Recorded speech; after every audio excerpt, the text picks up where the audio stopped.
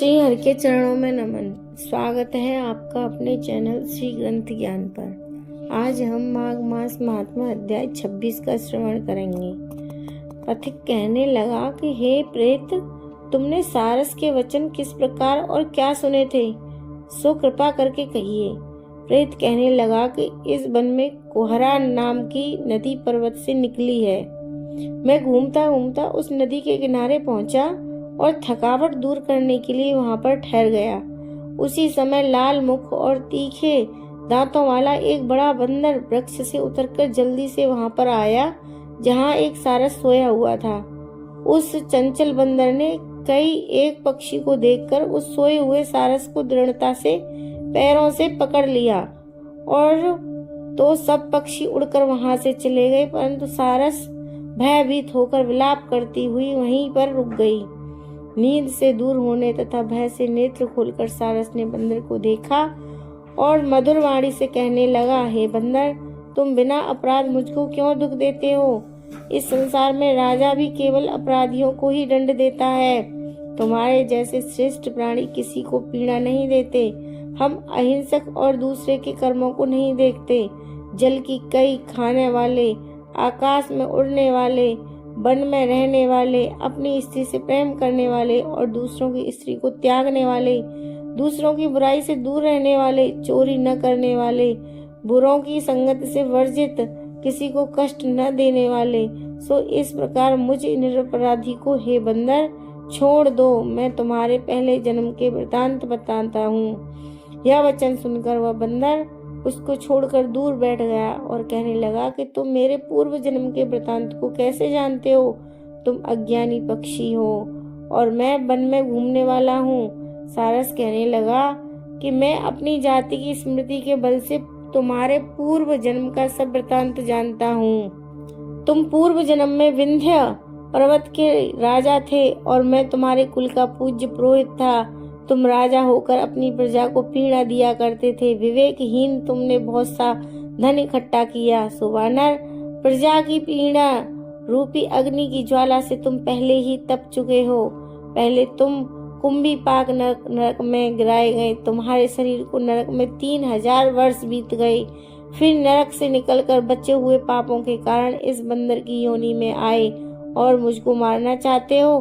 पूर्व जन्म में तुमने ब्राह्मण के बाग से लूटकर बलपूर्वक फल खाए थे।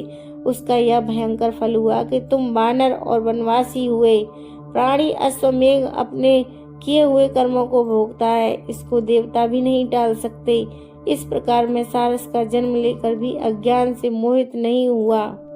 इतनी कथा कहकर वानर कहने लगा कि यदि ठीक ही जानते हो तो बताओ तुम पक्षी कैसे हुए? सारस कहने लगा कि मेरी दुर्गति का कारण भी सुनो।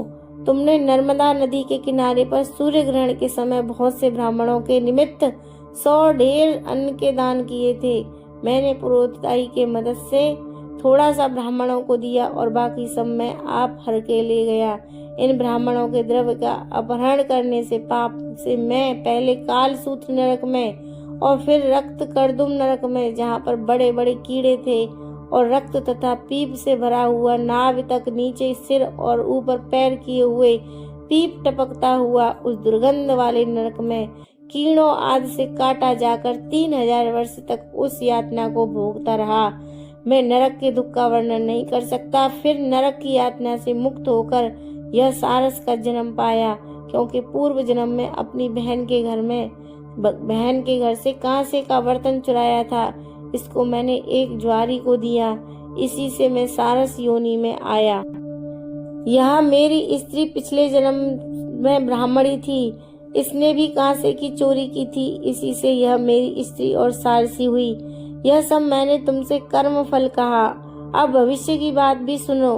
अब मैं, तुम और यह मेरी स्त्री भी हंस होंगे और काम रूप देश में सुख से निवास करेंगे। फिर इससे पश्चात गौर योनि में और फिर जाकर दुर्लभ मनुष्य योनि को प्राप्त होंगे।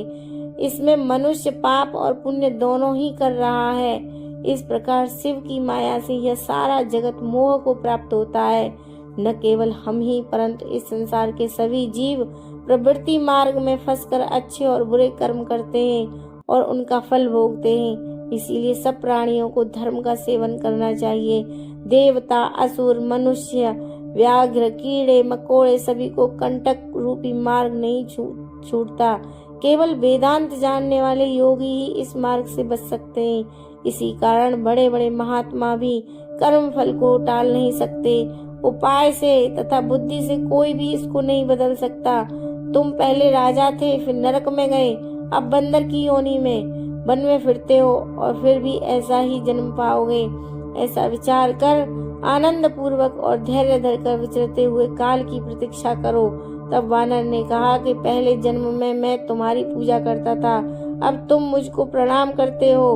तुम जाति के स्मरण से मेरे पूर्व जन्म के वृतांत को जानते हो। आनंद पूर्वक रहो, तुम्हारा कल्याण हो।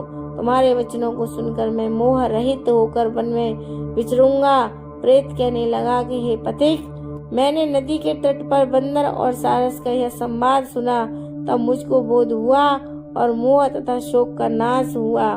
माघ मास महात्मा अध्याय 26 समाप्त।